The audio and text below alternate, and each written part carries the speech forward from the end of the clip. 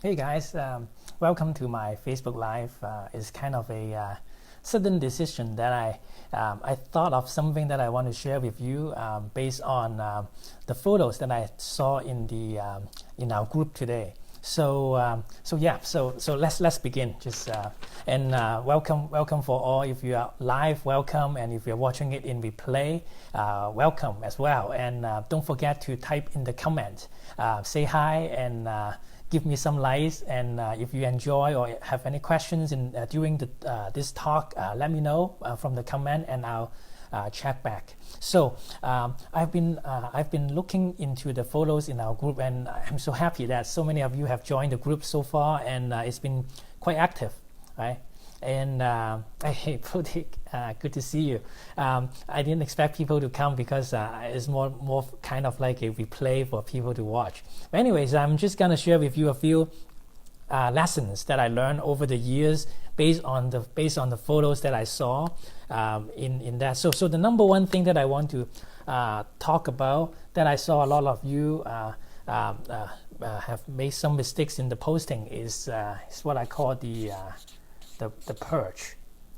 So what it's kind of like a general term because only birds perch, right? But animals are walking, right? But so I was in Mount Evans, Colorado, some years ago, and so any of you know about the mountain goat? So in late June, early July, these newborn mountain goats would be walking over Mount Evans, and they're very cute, and it's a joy to photograph them.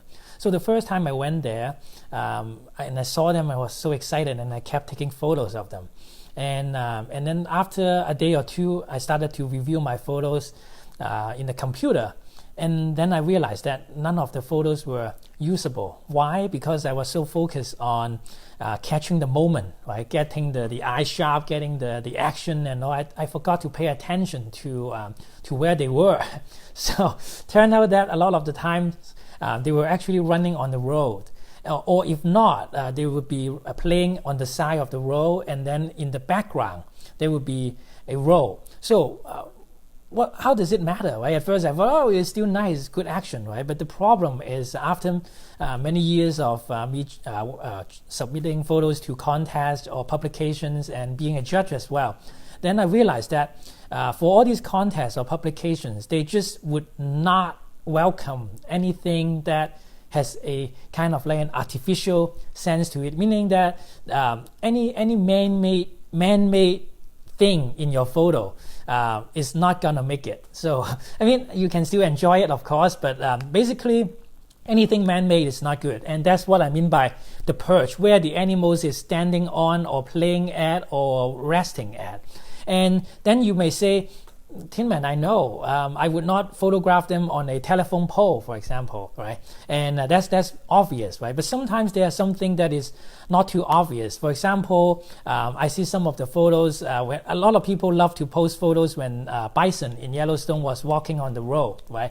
So that's a no-no, for example, because it's the road, right? It's man-made. And the second thing is a lot of you, like for example, you get like some years ago, I saw a barn owl, right? So, God, I'm so bad at okay. So this is the barn owl, right? So I got a photo of a barn owl, but he was sitting on a tree stump. Like, you know, a lot of you have seen those, right? Just a tree stump, actually. So, you know, like people have cut the tree on here, and then they were... So this is actually part of the tree, right? So, but then the top is completely cut. And you may say that this is natural, but it's not. So I already saw a lot of photos on the group where people post photos standing on those. So just kind of a reminder that that they might really lower your chance to get any publication or award or even photo sales, because it's just artificial, right? And the other thing that people are taking their photos, sometimes you see these Castros, American Castros, right? They love to stand on the barbed wires, right? So barbed wire is not good, so I actually wrote down some of the things. So tree stump, not good. Signpost, not good. Row, not good. concrete. Like I think some of you posted a photo when the bird is on the ground, but it's actually concrete. And what is the problem is that you see some rectangular shape that is not natural, right? So that's definitely man-made. So wires, anything man-made is not good. So just kind of a reminder for this one, because a lot of the time, if I don't remind you, you may not notice the bad effect of like when you submit a photo really beautiful like this, an owl on a stump, right? It's beautiful, but it's not gonna make it. So that's number one. So then the second one is about the light.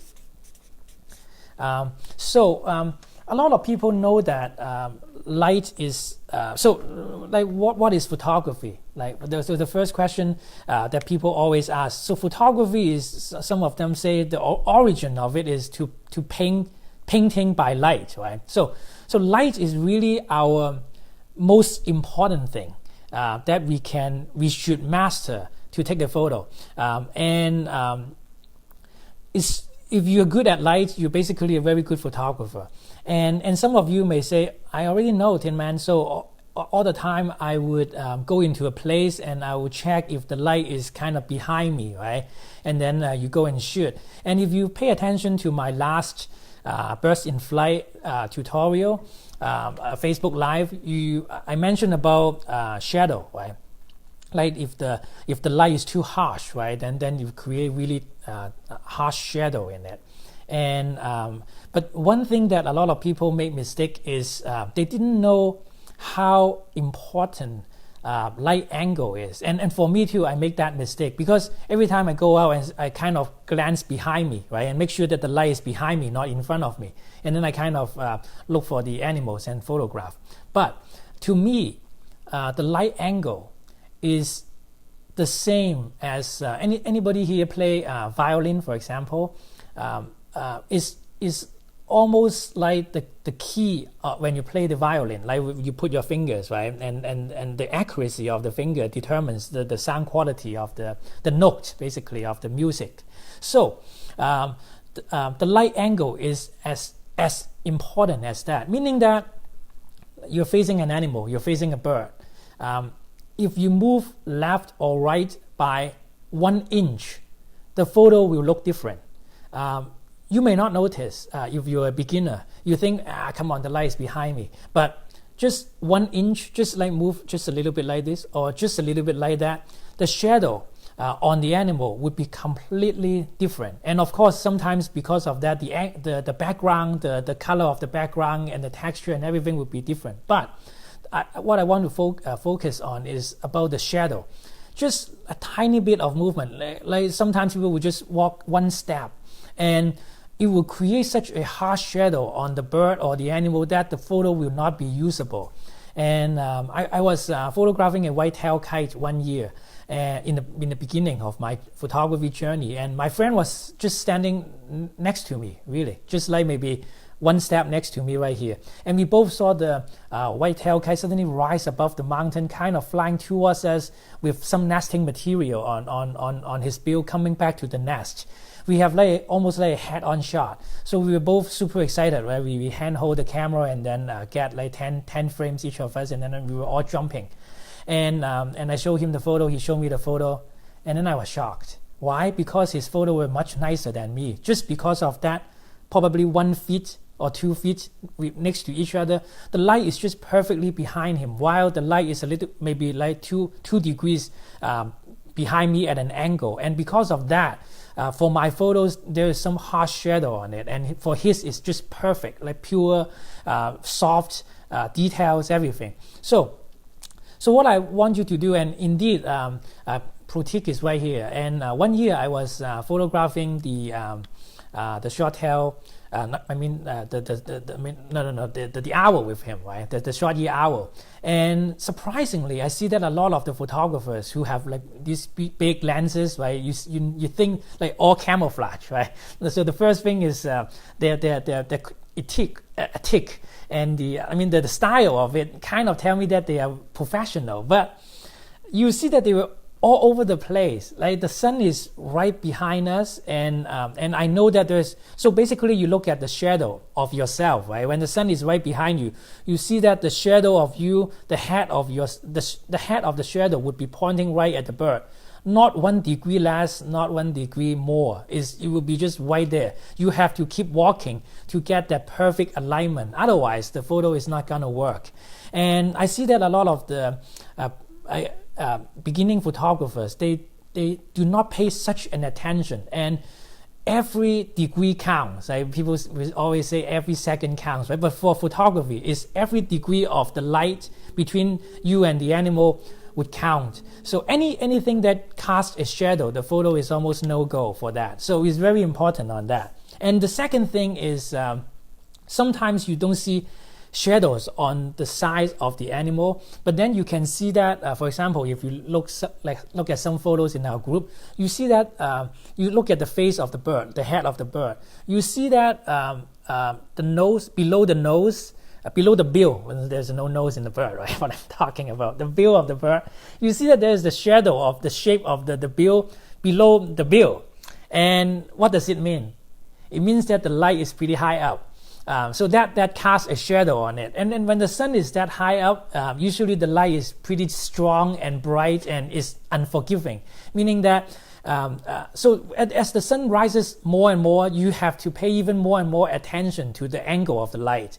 So basically, when the sun rises up, you have to align yourself perfectly. And if the light is a little bit lower, like just at sunrise and sunset, you have more freedom to move around, maybe a few more degrees angles. But once the sun is just a little bit up, you have to have like perfect alignment. So perfect means that you really have to look at your shadow and see if it points to the bird. And again, if you see the shadow casting from the bill, that means that you should just put your camera down, enjoy the moment, or go for a quick lunch and come back, because none of the photo is gonna be without distractions, no matter how good you are in those cases.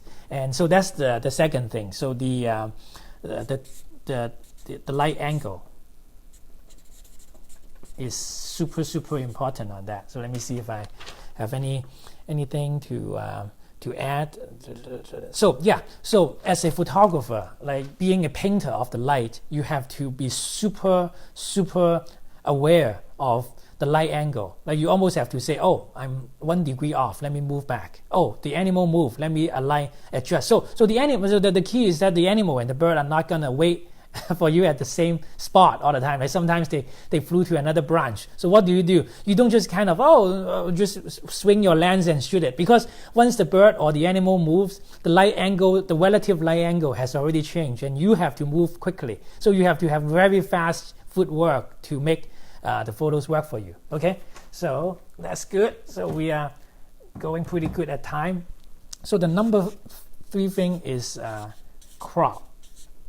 So this cropping, so a lot of people ask me about these questions. Tin Man, I'm submitting my photos to Nature's Best Photography, right? Or I'm submitting to NAMPA or whatever. And how much can I crop, right? And my answer to that is you don't really crop. So this is a lesson that I learned from Charles Glassard, one of my mentors in photography. I joined his tours some years ago, and he has a famous saying. He said, like for example, the new 1DX Mark III that just came out from Canon, right? It has 20 megapixel, for example. He said, I paid $6,000 to get 20 megapixels, right?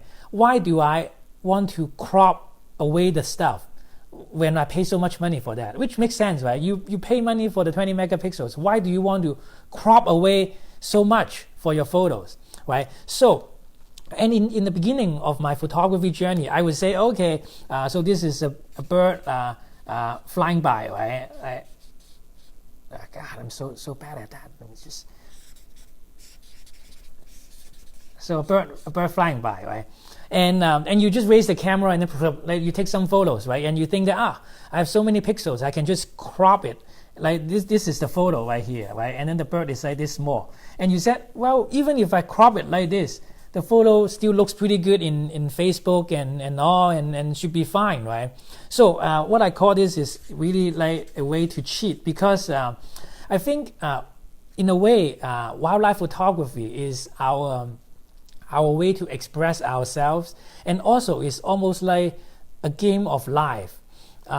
You go out and you use all your imagination, your techniques, and your skill to try to find a way or find a location after a lot of research, so that you can get actually reasonably close to the animal, so that when there is something happen, you get a full frame shot. At least to me, this is what I want. So I always strive to get to, of course, with a 500 or 600 millimeter lens, you get an advantage. But to be honest, you don't really gain a lot of advantage comparing a 400 to a 500 millimeter lens. It's more about the approach and where to go to look for the animals or the birds. That is more important than is I'm just gonna crop. And the other day I was talking to a friend, and he said, oh, some so and so's photos. I said, how do they get so close? And he said, oh, I know it's all just cropping. And so anyway, so this is not good. And then I want to share with you my example of that. So 1 year I was in Yellowstone, and some of you have listened to my previous talks, and you know that I got a photo of the bison, right, with the tongue out, almost kissing a bird, right. So that photo was I actually didn't use vertical, but the photo was vertical. So I actually cropped quite a bit on that, because that was in 2011 when I first started, and I didn't have that mindset of no crop. So for that photo, this is the original photo. I think I cropped it like around this, and then so the bison is kind of like half a body, and then the bird is right here. Anyways, it was like a big crop. Probably I cropped away at least 50% of the frame, and I submitted to Nature's Best Photography, and it actually won, because a lot of people actually loved that photo, right? It won the highly honored award, and I said yes, right? It won. And the problem is that after I won, I was asked to provide, actually before I won, I have to provide a original raw file and the TIFF file. And the reason for providing those photos is, first of all, they want to check if you fake anything, right? You manipulated the editing of something. The second thing that some of you might not know is that the judging committee, want to see how well your photos will look if it's printed in a big print. So at the time, I didn't have any idea. So after you won the highly honored, right, there are probably maybe 80 photos that won the highly honored award, and they are only gonna pick about 30 out of the 80 that are going to be exhibited in the Smithsonian Museum of Natural History, right?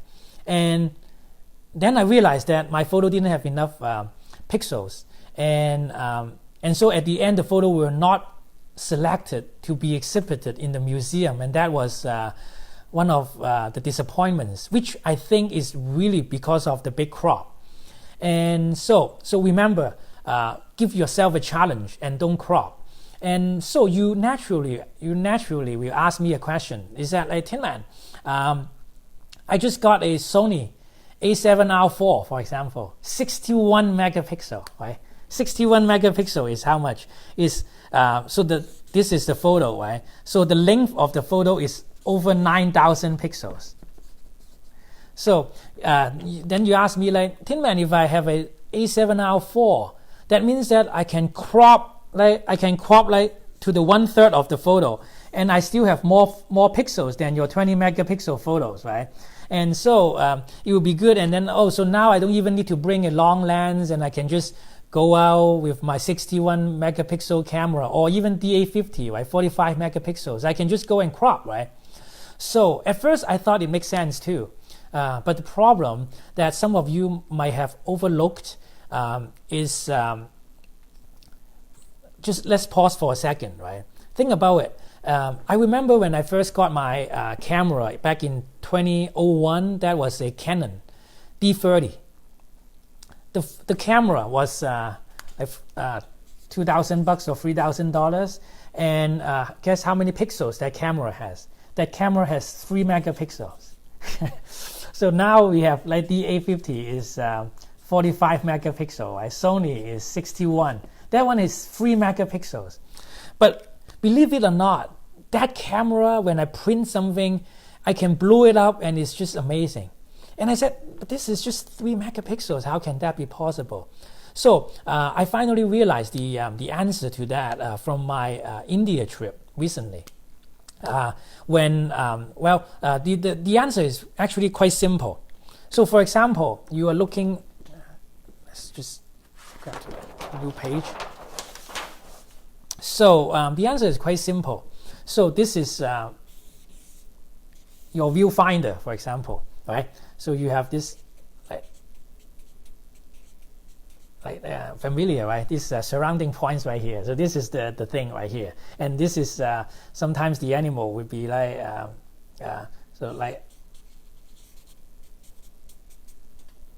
so this is the bobcat, right? So you think so for example, the bobcat is right here is fine, right? But a lot of the time you think, hey Tinman, I can just crop, right? I don't need a long lens, and the animal can be far away from me.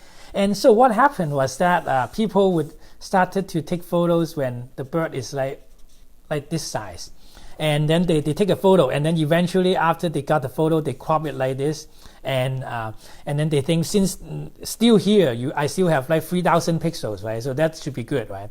So the problem is wrong. Why? Because if you look into God, I have to draw a better picture this time.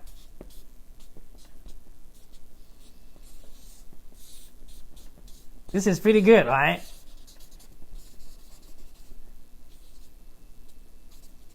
Okay, so this is the picture right here.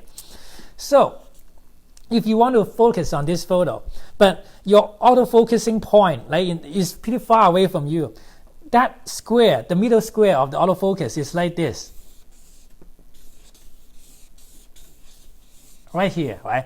And then you said, nailed it. I clicked the shutter, I got the photo, right? The problem is that at that moment when the photo was taken, is the focusing distance, like the autofocus, was it on the eyes, or was it on the wings, or was it on the bill, or was it on the talon or the legs? You have no idea. And think about it, like I'm the bird, for example. My bill is right here. So my bill is actually, the tip of my bill is closer to you than my eyes, right? And then my wings, my shoulder may be in the back of my eyes, right? So when you get a photo like this, you think you nail the focus, but actually the camera might very well be focused on the tip of the bill, and the eyes is actually not in focus, not perfectly in focus, and also may be caught on the wing or whatever. So basically, when you zoom into this photo, you just got a photo of a bird that has a lot of pixels, but is actually slightly out of focus. Not because of the problem of the camera, but because you just doesn't give the camera a lot of opportunity to know where do you want to focus on, right? Because the focusing point kind of, there's just not too much details on that. So that caused a problem that a lot of people, when you crop the photo is not critically sharp anymore, right? Because the camera just is not really focusing on the eyes anymore. It's on the other part, right? So that's why you cannot really do a lot of cropping to get super sharp photo. You can get a lot of pixels, but those are useless pixels in a way. So that's why it's very important still. The game is still to get a picture that you almost don't crop. And looking back on my winning photos, for example, the grand prize in Nature's Best, the bear photo, that one I probably crop maybe 5%, because this is almost like full frame, but I tilted a little bit, so I just kind of tilt it back and then crop it. And then the fox photo that won the wildlife category last year, that one also I probably maybe 5 to 10% crop, and that's it. And it's almost like the complete photo that without any crop on that. So from now on, try to ask yourself these questions. How much did you really crop when you post a photo on our group? And sometimes it might be because of some editing issues that I don't see a lot of details in people's photos. But then one thing is about this theory. And let me know how you think about this theory, because sometimes when the focusing point is almost like half of the animal, then you are no longer focusing on the eyes, right? And my key here is always to get close to the animal. I mean, not too close to disturb them, but always your focusing point have to be smaller than this area. Otherwise, you focus on the bill, focusing on the snout, the nose of the animal, and then your photo, no matter how many pixels you have, you may have a 100 megapixel camera, but when you zoom in, the camera is doing his job, but her job, but it's not really focusing on the eyes, and then there's really no use on that. So anyway, so just kind of we already time's up, only 1 minute left. So one thing is the Perch, very important, right? Don't include any artificial thing. Otherwise, I'll point it out to you from now on in the group, right? But before that, you might not be aware, because for me, I make that mistakes a lot too. When in the beginning, I thought, how come this photo is not getting any recognition that it deserves, right? Why? Because it's standing on a tree stump. Right? The second thing is about the light angle and the shadow is very critical. Not 1 degree, right? So 1 degree is your cushion on that. So look at your the photos on the group. Sometimes I see people posting photos of bald eagle, and you can see that the whole body was black. There's no details. Why? Because of the light angle, that the light is shining on one side, so the other side is really in the shadow. So once in the shadow, and if you don't overexpose or do a lot of the stuff that I'll talk to you later about the exposure, because a lot of people actually ignore the critical accuracy of exposure as well. But you look at the photos and now you can learn, right? After listening to this Facebook Live, you go back to the photos people post. Maybe you are still not comfortable of posting your photos, because we really have a lot of high quality photos in our group. I'm pretty amazed by how good they are. But really, don't worry if you're new. Still post your photos and tag me and say, Tin Man, tag me. No, just kidding. But like, Tin Man, give me some tips or some critique, and we are all good to go. And if I see that some of the harsh comments you might not like, I'll point it out and say, hey, come on, he or she is just new, right? And we can just discuss and guide you to the right position. But if you're not comfortable to post, at least learn to train your eyes. Look into the group, look at the photos and say, oh, now I see that this is the shadows that Tin Man was talking about. Oh, this is the barbed wire or the thing that Tin Man is talking about, right? Then you started to think about it next time when you go into the field. And then the third thing is really, like, think about the feeling when you have a photo that is just like this close to be exhibited in the Smithsonian Museum of Natural History. And then you realize that I should have listened to Tin Man. I should have stepped 2 steps in front of that moment to really, instead of cropping 10 megapixels away, right? Now I get closer, and then I got the photo to be exhibited or picked by magazines and all this stuff, right? Okay, so that's what I want to share with you today. Hope you enjoy. Let me know what you think. And now I'm going to spend maybe 2 minutes to look at the comments. Okay, so nice to meet you, Frank and Julia. I had this issue the other night with an eagle. It was far away and it looked gray at home, and the computer is soft. Yes. So see, that's the problem. It's not that your camera is not doing the thing. It's just that in that square, the focusing point, there are so many difference in the distance from you. So the camera, come on, like, do I pick the eyes, or do I pick the bill, or do I pick whatever? So sometimes it may pick on the place where there is the highest contrast. For example, for a bald eagle, right, it may be picking the boundary between the neck and the body, because that is the white and black and white. So that will pick on that. And if it pick on that, the eyes is not going to be sharp, right? So and then you say, like, what happened? I'm sure that I took like 50 photos, and they should, at least one should be sharp, right? The problem is that it's not, right? So that's the thing. So don't think that you can get away with it, right? Be brutally honest with yourself. Don't crop. Don't think that you can get away with that with a high pixel camera. Not that I'm not envious of you guys getting the nice cameras there. Okay, all right. Nice to hear from you, Barbara, and then Sean, NGO. I think I pronounced your name correct. Okay, so Barbara watching. All right, Harold. Oh, nice to see you, Harold. Good to. Oh, Vicky too. Okay.